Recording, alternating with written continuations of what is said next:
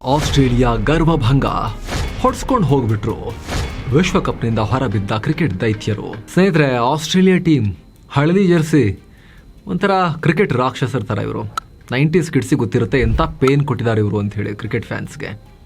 Back to back ಇವರೊಂದು ಬಂದ್ರ ಸರಿ ಬಿಡು, ಇಲ್ಲಿ ತನಕ ಗೆದ್ವಿ, ಇವ್ರ ಮೇಲೆ ಸೋಲ್ತೀವಿ, ಫಿಕ್ಸ್ ಅನ್ನೋ ಮೈಂಡ್ ಸೆಟ್. ಗಲ್ಲಿ ಕ್ರಿಕೆಟ್ನಿಂದ ಇಂಟರ್ನ್ಯಾಷನಲ್ ಲೆವೆಲ್ವರೆಗೂ ಕೂಡ ಆಸ್ಟ್ರೇಲಿಯಾ ಅಂದರೆ ಗೆಲುವು ಅಂದರೆ ಆಸ್ಟ್ರೇಲಿಯಾ ಅನ್ನೋ ಮಾತಿತ್ತು. ಕ್ರಿಕೆಟ್ ಫ್ಯಾನ್ಸ್ ಚಿಕ್ಕ ಮಕ್ಕಳಿಗಂತೂ ಆಗಿನ ಕಾಲದವ್ರಿಗೆ ಜಗತ್ತಿನ ಶಕ್ತಿಶಾಲಿ ರಾಷ್ಟ್ರ ಯಾವುದು ಅಂತ ಕೇಳಿದ್ರೆ ಅಮೆರಿಕ ಅಂತಿರಲಿಲ್ಲ.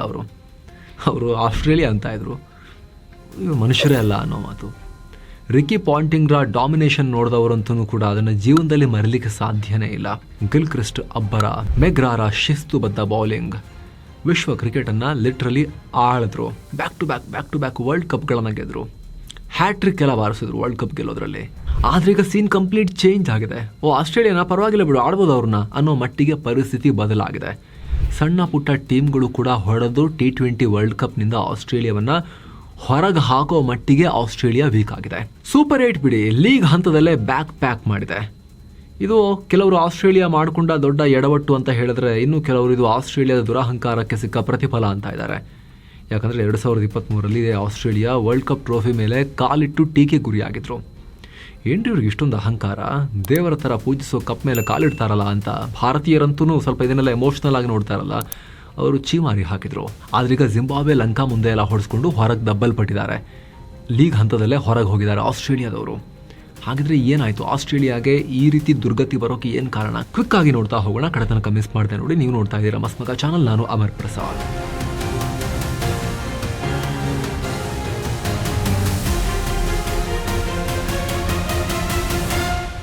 ಸ್ನೇಹಿತರೆ, ಬಿ ಗ್ರೂಪ್ನಲ್ಲಿ 5 ಟೀಮ್ ಇದ್ವು. Lanka, Australia, Zimbabwe, Ireland, Oman ಇದ್ವು. ಎಲ್ಲರೂ ಈ ಟೀಮ್ನಿಂದ ಆಸ್ಟ್ರೇಲಿಯಾ ಕ್ವಾಲಿಫೈ ಆಗುತ್ತೆ ಫಿಕ್ಸ್ ಅಂತ ಅಂದ್ಕೊಂಡಿದ್ವಿ. ಆದರೆ ಅನಿರೀಕ್ಷಿತವಾಗಿ ಶ್ರೀಲಂಕಾ ಮತ್ತು ಜಿಂಬಾಬ್ವೆ ಮೇಲುಗೈ ಸಾಧಿಸಿವೆ. ಶ್ರೀಲಂಕಾ ಒಟ್ಟು 6 ಪಾಯಿಂಟ್ಸ್ ತಗೊಂಡು ರಾಜಾರೋಷವಾಗಿ ಸೂಪರ್ 8ಗೆ ಎಂಟ್ರಿ ಕೊಟ್ಟರೆ, ಇತ್ತ ಜಿಂಬಾಬ್ವೆ 5 ಪಾಯಿಂಟ್ಸ್ ಬುಟ್ಟಿಗೆ ಹಾಕೊಂಡು ಆಸೀಸ್ಗೆ ಟಾಟಾ ಬಾಯ್ ಹೇಳಿದೆ. ಶಾಕಿಂಗ್ ವಿಚಾರ ಗೊತ್ತಾ, ಈ ಲೀಗಲ್ಲಿ ಆಸ್ಟ್ರೇಲಿಯಾ ಗಳಿಸಿದ್ದು ಕೇವಲ 2 ಪಾಯಿಂಟ್ಸ್. ನಂಬೋಕೆ ಕಷ್ಟ ಆದರೂ ಕೂಡ ಇದು ಸತ್ಯ. ಐರ್ಲೆಂಡ್ ವಿರುದ್ಧ ಗೆದ್ದಿದ್ದು ಬಿಟ್ಟರೆ ಉಳಿದೆರಡು ನಿರ್ಣಾಯಕ ಪಂದ್ಯಗಳಲ್ಲಿ ಆಸ್ಟ್ರೇಲಿಯಾ ಸೋತು ಹೋಗಿದೆ. ಈ ಮೂಲಕ 2009 ನಂತರ ಇದೇ ಮೊದಲ ಬಾರಿಗೆ ಆಸ್ಟ್ರೇಲಿಯಾ ICC ಟೂರ್ನಿಯ ಗ್ರೂಪ್ ಹಂತದಲ್ಲೇ ಎಲಿಮಿನೇಟ್ ಆಗ್ತಾ ಇದೆ. ಜಿಂಬಾಬ್ವೆ 8 ಆನೆಯನ್ನೇ ಕೆಡವಿದ ಇರುವೆ. ಎಲ್ಲರೂ ಅನ್ಕೊಂಡಿದ್ರು ಆಸೀಸ್ ಬೌಲರ್ಗಳ ಪೇಸ್ ಮತ್ತು ಬೌನ್ಸ್ಗೆ ಜಿಂಬಾಬ್ವೆ 100-120ಕ್ಕೆ ಆಲ್ಔಟ್ ಆಗುತ್ತೆ ಅಂತ. ಆದರೆ ಜಿಂಬಾಬ್ವೆ ಪರ ಬ್ಯಾಟ್ ಬೀಸಿದ ಬ್ರಿಯಾನ್ ಬೆನೆಟ್ ಆಸೀಸ್ ಬೌಲರ್ಗಳನ್ನು ಬೆಂಡೆತ್ತಿಬಿಟ್ರು. ಕೇವಲ 56 ಬಾಲ್ಗಳಲ್ಲಿ ನಾಟ್ಔಟ್ 64 ರನ್ ಸಿಡಿಸಿ ಒಂದು ರೆಸ್ಪೆಕ್ಟಬಲ್ ಸ್ಕೋರ್ಗೆ ಬುನಾದಿ ಹಾಕಿದ್ರು. ಕೊನೆಯಲ್ಲಿ ಬಂದ ಅನುಭವಿ ಆಟಗಾರ ಸಿಕಂದರ್ ರಾಜಾ 25 ಮತ್ತು ಮಾರುಮಾನಿ 35 ಸ್ಫೋಟಕ ಆಟ ಆಡಿ 20 ಓವರ್ಗಳಲ್ಲಿ 2 ವಿಕೆಟ್ ನಷ್ಟಕ್ಕೆ 169 ರನ್ಗಳ ಒಂದು ಸಮಾಧಾನಕರ ಸ್ಕೋರನ್ನು ಕಲೆ ಹಾಕೋಕೆ ಹೆಲ್ಪ್ ಮಾಡಿದ್ರು. ಅಗೇನ್ 169 ರನ್ ಆಸ್ಟ್ರೇಲಿಯಾಗೆ ಯಾವ ಲೆಕ್ಕ ಅಂತ ಇತ್ತು. T20 ಸ್ಪೆಷಲಿಸ್ಟ್ಗಳನ್ನೇ ತುಂಬಿಕೊಂಡಿದ್ದಾರೆ Australians. 17-18 ಓವರಲ್ಲೇ ಚಚ್ಚಿ ಬಿಸಾಕ್ಬಿಡ್ತಾರೆ ಅಂತ ಎಲ್ಲರೂ ಅಂದ್ಕೊಂಡಿದ್ದು. ಆದರೆ ಅಸಲಿಗೆ ನಡೆದಿದ್ದೇ ಬೇರೆ. ಜಿಂಬಾಬ್ವೆ ಬೌಲಿಂಗ್ ಅಟ್ಯಾಕ್ ಮುಂದೆ ಆಸ್ಟ್ರೇಲಿಯಾದ ವರ್ಲ್ಡ್ ಕ್ಲಾಸ್ ಬ್ಯಾಟ್ಸ್ಮನ್ ತರಗೆಲೆಗಳ ಥರ ಉದುರು ಹೋದರು. 6 ಓವರ್ಗಳಲ್ಲಿ ಆಸ್ಟ್ರೇಲಿಯಾ 4 ವಿಕೆಟ್ ಕಳ್ಕೊಳ್ತು. ಸ್ಕೋರ್ ಬೋರ್ಡ್ ಮೇಲೆ ಇದ್ದಿದ್ದು ಕೇವಲ 38 ರನ್, 38ಕ್ಕೆ 4. ಡೇವಿಡ್ ವಾರ್ನರ್ ರಿಟೈರ್ ಆದಮೇಲೆ ಟೀಮ್ಗೆ ಬಂದಿರೋ ಈ ಹೊಸ ಯಂಗ್ಸ್ಟರ್ಸ್ಗೆ world cup level pressure handle ಮಾಡೋಕ್ಕೆ ಆಗಲಿಲ್ಲ. ಆಸ್ಟ್ರೇಲಿಯಾ ಪಾಲಿಗೆ ವಿಲನ್ ಆಗಿದ್ದು ಜಿಂಬಾಬ್ವೆ ವೇಗಿ ಬ್ಲೆಸ್ಸಿಂಗ್ ಮೊಜರ್ಬಾನಿ. ತಮ್ಮ 4 ಓವರ್ಗಳಲ್ಲಿ ಕೇವಲ 17 ರನ್ ಕೊಟ್ಟು 4 ವಿಕೆಟ್ ಕಿತ್ತು ಆಸೀಸ್ ಬೆನ್ನು ಮೂಳೆನೇ ಮುರಿದುಬಿಟ್ರು ಇವರು. ಬ್ರಾಡ್ ಇವಾನ್ಸ್ ಕೂಡ 3 ವಿಕೆಟ್ ಪಡೆದ್ರು. ಜಿಂಬಾಬ್ವೆ ಐತಿಹಾಸಿಕ ಗೆಲುವನ್ನು ಸಾಧಿಸಿತು. ಈ ಸೋಲು ಆಸ್ಟ್ರೇಲಿಯಾದ ಆತ್ಮವಿಶ್ವಾಸವನ್ನು ಕುಗ್ಗಿಸ್ಬಿಡ್ತು. ನಾವು ಅಜೇಯರು ಅನ್ನೋ ಅವರ ಗರ್ವಕ್ಕೆ ಭಂಗ ಆಯಿತು. ಲಂಕಾ ಬೆಂಕಿ, ಗೆಲ್ಲೋ ಮ್ಯಾಚ್ ಸೋತಿದ್ದು ಹೇಗೆ? ಜಿಂಬಾಬ್ವೆ ಮೇಲೆ ಸೋತ ಮೇಲೆ ಒಂದೇ ದಾರಿ ಇತ್ತು. ಮುಂದಿನ ಲಂಕಾ ವಿರುದ್ಧ ಮ್ಯಾಚ್ನಲ್ಲಿ ದೊಡ್ಡ ಅಂತರದಲ್ಲಿ ಗೆಲ್ಲಬೇಕಾಗಿತ್ತು. ಉತ್ತಮ ಆರಂಭ ಪಡೆದರೂ ಕೂಡ ಆಸ್ಟ್ರೇಲಿಯಾ 200-220ಕ್ಕೆ ಹೋಗುತ್ತೆ ಅಂದ್ಕೊಂಡಿದ್ದು 181ಕ್ಕೆ ಕೊಲ್ಯಾಪ್ಸ್ ಆಯಿತು.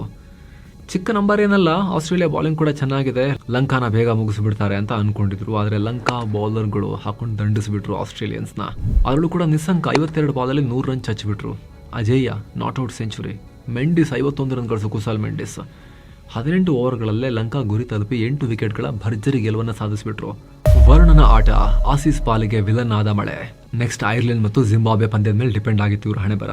ಲೆಕ್ಕಾಚಾರದ ಪ್ರಕಾರ ಐರ್ಲೆಂಡ್ ತಂಡ ಜಿಂಬಾಬ್ವೆಯನ್ನು ಸೋಲಿಸಿದ್ರೆ ಆಸ್ಟ್ರೇಲಿಯಾಗೆ ಇನ್ನೂ ಒಂದು ಸಣ್ಣ ಚಾನ್ಸ್ ಇರ್ತಾ ಇತ್ತು. ರನ್ ರೇಟ್ ಆಧಾರದ ಮೇಲೆ ಏನಾದರೂ ಮಾಡಿ ಬರೋಕೆ. ಆದ್ರೆ ಏನ್ ಮಾಡೋದು, ಮಳೆ ಬಂದ ಆ ಮ್ಯಾಚ್ ರದ್ದಾಯ್ತು, ಪಾಯಿಂಟ್ಸ್ ಶೇರ್ ಆಯ್ತು, ಆಸ್ಟ್ರೇಲಿಯಾ ಟೂರ್ನಿಯಿಂದ ಹೊರ ದಬ್ಬಲ್ ಪಡ್ತು. Back and flight. ಸ್ನೇಹಿತರೆ, ಆಸ್ಟ್ರೇಲಿಯನ್ಸ್ ಫ್ಲೈಟ್ ಹತ್ತಿ ಮನೆಗೆ ಹೋಗ್ತಿರೋದು. ನಿಮಗೆ ಫ್ಲೈಟ್ ಹತ್ತಿ 4 ಧಾಮ್ ಯಾತ್ರೆ ಮಾಡ್ಕೊಂಡ್ ಬರಬೇಕು ಅಂತ ಹೇಳಿದ್ರೆ ಸೆವೆನ್ ಸೈನ್ಸ್ ಟೂರಿಸಂ ಅವರ ಪ್ಯಾಕೇಜ್ ಇಲ್ಲಿದೆ ನೋಡಿ. All inclusive package. ಏಪ್ರಿಲ್ 22 ಹೊರಡೋದು. ಕಾಲ್ ಮಾಡಿ ಬುಕ್ ಮಾಡಿಕೊಂಡು ಹೋಗಿ ಬರ್ಬೋದು ಆಸಕ್ತರು. ಎಡವಿದ್ದಲ್ಲಿ ಬಲಿಷ್ಠ ತಂಡಕ್ಕೆ ಆಗಿದೆಯೇನೋ? ಮುಖ್ಯವಾಗಿ 4 ಕಾರಣಗಳು. ಮೊದಲನೇದಾಗಿ ಅನುಭವಿ ಬೌಲರ್ಗಳ ಕೊರತೆ. T20 ಸ್ಪೆಷಲಿಸ್ಟ್ ಮಿಶೆಲ್ ಸ್ಟಾರ್ಕ್ ಈ ಟೂರ್ನಿಗೂ ಮುನ್ನವೇ T20ಗೆ ನಿವೃತ್ತಿ ಘೋಷಿಸಿದ್ರು. ಅವರ ಕೊರತೆ ಎದ್ದು ಕಾಣಿಸ್ತಾ ಇತ್ತು. ಇನ್ನು ಕ್ಯಾಪ್ಟನ್ಸಿ ಮೆಟೀರಿಯಲ್ ಮತ್ತು ಪ್ರಮುಖ ಬೌಲರ್ ಪ್ಯಾಟ್ ಕಮಿನ್ಸ್ ಬೆನ್ನು ನೋವಿನ ಕಾರಣ ಟೂರ್ನಿಯಿಂದ ಹೊರಗುಳಿದ್ರು. ಜೋಶ್ ಹೆಜಲ್ವುಡ್ ಕೂಡ ಫಿಟ್ನೆಸ್ ಸಮಸ್ಯೆಯಿಂದ ಬಳಲ್ತಾ ಇದ್ರು. ಸ್ಟಾರ್ಕ್, ಕಮಿನ್ಸ್, ಹೆಜಲ್ವುಡ್ ಇಲ್ಲದ ಆಸ್ಟ್ರೇಲಿಯಾ ಬೌಲಿಂಗ್ ಹಲ್ಲಿಲ್ಲದ ಹಾವಿಂತರಾಗಿತ್ತು. ಎರಡನೇದಾಗಿ ಬೌಲಿಂಗ್ನಲ್ಲಿ ಲೈನ್ ಅಂಡ್ ಲೆಂತ್ ಮಿಸ್ಸಿಂಗ್. ಹೊಸ ಬೌಲರ್ಗಳಾದ ನೇಥನ್ ಎಲ್ಲಿಸ್, ಝೇವಿಯರ್ ಬಾರ್ಲೆಟ್ ಮೇಲೆ ಅತಿಯಾದ ಪ್ರೆಷರ್ ಬಿತ್ತು. ಜಿಂಬಾಬ್ವೆ ಮತ್ತು ಶ್ರೀಲಂಕಾ ವಿರುದ್ಧ ವಿಕೆಟ್ ತೆಗೆಯೋದ್ರಲ್ಲಿ ಇವರು ಕಂಪ್ಲೀಟ್ಲಿ ಫೇಲ್ ಆದರು. ಒತ್ತಡದ ಟೈಮ್ನಲ್ಲಿ ವಿಕೆಟ್ ಟೇಕಿಂಗ್ ಡೆಲಿವರಿ ಹಾಕೋರು ಯಾರೂ ಇರಲಿಲ್ಲ. ಮೂರನೇದಾಗಿ ಮಿಡಲ್ ಆರ್ಡರ್ ವೈಫಲ್ಯ. ನಾವಾಗಲೇ ನೋಡಿದ್ವಿ ಲಂಕಾ ಮುಂದೆ ಹೆಂಗೆ ಸೋತ್ರು ಅಂತ. ಓಪನರ್ಸ್ 100 ರನ್ ಪಾರ್ಟ್ನರ್ಶಿಪ್ ಕೊಟ್ಟಿದ್ರು ಆ ಮ್ಯಾಚ್ನಲ್ಲಿ. ಆದರೂ ಕೂಡ ಟೀಮ್ 180ಕ್ಕೆ ಆಲ್ಔಟ್ ಆಗಿಬಿಡ್ತು.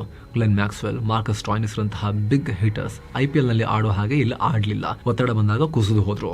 ನಾಲ್ಕನೇದಾಗಿ ಕ್ಯಾಪ್ಟನ್ಸಿ ಮತ್ತು ಇಂಜುರಿ. ನಾಯಕ ಮಿಶೆಲ್ ಮಾರ್ಷ್ ಟೂರ್ನಿಯ ಆರಂಭಿಕ ಪಂದ್ಯಗಳಲ್ಲಿ ಇಂಜುರಿಯಿಂದ ಬಳಲಿದ್ರು. ಟೀಮ್ನಲ್ಲಿ ಪದೇ ಬದಲಾವಣೆ ಮಾಡಿದ್ದು ಕೂಡ ಹೊಂದಾಣಿಕೆ ಹಾಳು ಮಾಡ್ತು. ಆ ಒಂದು ಕಾಲ ಹೆಸರು ಕೇಳಿದ್ರು ಕೂಡ ನಡುಕ. ಸ್ನೇಹಿತರೆ, 1999, 2003, 2007 ನಿರಂತರ 3 ವರ್ಲ್ಡ್ ಕಪ್ ಗೆದ್ದು 90s ಕಿಡ್ಸ್ ಪಾಲಿಗೆ ರಾಕ್ಷಸರ ತರ ಕಂಡಿದ್ರು ಇವರು. ವರ್ಲ್ಡ್ ಕಪ್ ಗೆದ್ದು Glenn McGrath, Shane Warne, Adam Gilchrist, Matthew Hayden ಅಂತೂ ರಣ ಹದುರೈತಿ. ಸೈಮಂಡ್ಸ್ ಇವರೆಲ್ಲ ಗ್ರೌಂಡ್ಗೆ ಇಳಿದ್ರೆ ಎದುರಾಳಿಗಳು ಅರ್ಧ ಅವ್ರು ನೋಡಿನೇ ಹೆದರ್ಕೊಂಡು ನರ್ವಸ್ ಆಗ್ತಾ ಇದ್ರು. ಇವರ ಬಳಿ ಎಕ್ಸ್ಟ್ರಾರ್ಡಿನರಿ ಸ್ಕಿಲ್ಸ್ ಇದ್ವು, ಹಾಗೆ ಎಕ್ಸ್ಟ್ರಾರ್ಡಿನರಿ ಅಗ್ರೆಷನ್ ಕೂಡ ಇತ್ತು. ಗೆಲ್ತೀವಿ, ನಾವೇ ಗೆಲ್ಲೋದು ಅನ್ನೋ ಆಟಿಟ್ಯೂಡ್ ಕೂಡ ಇತ್ತು. ರಿಕಿ ಪಾಂಟಿಂಗ್ ಇದ್ದಾಗ, ಅವ್ರ ಕ್ಯಾಪ್ಟನ್ಸಿ ಇದ್ದಾಗ ಆ ಆಟಿಟ್ಯೂಡ್ಗೊಂದು, ಆ ಗತ್ತಿಗೊಂದು ರೀಸನ್ ಕೂಡ ಇತ್ತು. ಹ್ಯಾಟ್ರಿಕ್ ವರ್ಲ್ಡ್ ಕಪ್ ಗೆದ್ದ ಟೀಮ್ ಅಂತ ಹೇಳಿ. ರಿಕಿ ಪಾಂಟಿಂಗ್ ಅಂಪೈರ್ಗೆ ಔಟ್ ಅಂತ ಹೇಳಿಬಿಟ್ಟು ಔಟ್ ತಗೊಳ್ಳೋ ಲೆವೆಲ್ಗಿದ್ರು. ನೀವು ದೃಶ್ಯ ನೋಡ್ತಿರ್ಬೋದು. ರಿಕಿ ಪಾಂಟಿಂಗ್ ಬಂದು ಅಂಪೈರ್ಗೆ ಔಟ್ ಅಂತ ಹೇಳಿದ್ಮೇಲೆ ಅಂಪೈರ್ ಹೌದಾ ಸರಿಯಾಗಿ ಔಟ್ ಅಂತ ಕೊಟ್ಟಿದ್ದು ಕೂಡ ಆಗಿತ್ತು. ಆ ಡಾಮಿನೆನ್ಸ್ ಇತ್ತು.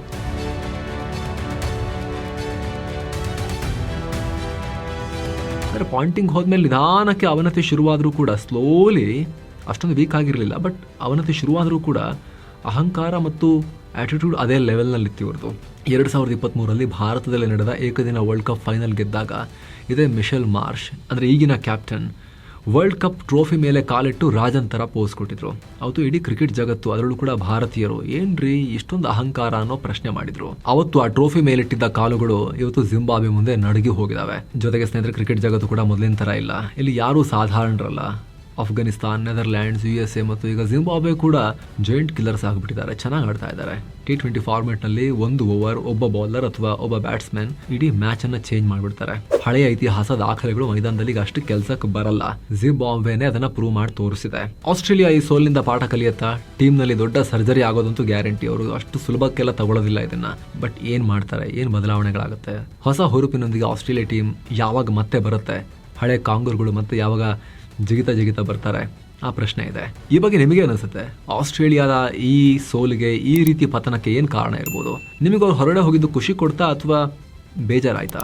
ನನ್ನನ್ನು ಕೇಳಿದ್ರೆ, ಪರ್ಸನಲಿ ಕ್ರಿಕೆಟ್ ಫ್ಯಾನ್ ಆಗಿ ಕೇಳಿದ್ರೆ, ಆಸ್ಟ್ರೇಲಿಯಾ ಇರಬೇಕಾಗಿತ್ತು ಟೂರ್ನಮೆಂಟ್ನಲ್ಲಿ. ಆಸ್ಟ್ರೇಲಿಯಾ ಇಲ್ಲದೆ ಬರೀ ಭಾರತ, ಪಾಕಿಸ್ತಾನ, ಲಂಕಾ ಇವರೇ ಆಡ್ಬಿಟ್ರೆ ಏಷ್ಯಾ ಕಪ್ ತರ ಫೀಲ್ ಬಂದ್ಬಿಡುತ್ತೆ. ಆಸ್ಟ್ರೇಲಿಯಾ ಇರಬೇಕಾಗಿತ್ತು ಅಂತ ನನಗೆ ಅನ್ಸುತ್ತೆ. ನಿಮಗೇನನ್ಸುತ್ತೆ ಕಾಮೆಂಟ್ ಮಾಡಿ ತಿಳಿಸಿ. ಹಾಗೆ ಸ್ನೇಹಿತರೆ, ವಿಡಿಯೋ ಕೆಳಗಡೆ ಜಾಯಿನ್ ಬಟನ್ ಇದೆ. ಆಸಕ್ತ ವೀಕ್ಷಕರು ಅದನ್ನ ಕ್ಲಿಕ್ ಮಾಡೋ ಮೂಲಕ ಮಸ್ಮಗ ಪ್ರೀಮಿಯಂ ಮೆಂಬರ್ ಆಗಿ ಆ ನಾಲೆಜ್ ಕಮ್ಯುನಿಟಿಯನ್ನು ಸೇರ್ಬೋದು. ಎಲ್ಲ ಮೆಂಬರ್ ಓನ್ಲಿ ವಿಡಿಯೋಸ್ ಅನ್ನ ನೋಡೋಕೆ ಶುರು ಮಾಡ್ಬೋದು. ಆಮೇಲೆ ಥ್ಯಾಂಕ್ ಯು ಸೋ ಮಚ್. ಮತ್ತೆ ಭೇಟಿ ಆಗ್ತಿರೋಣ. ನಮಸ್ತೆ.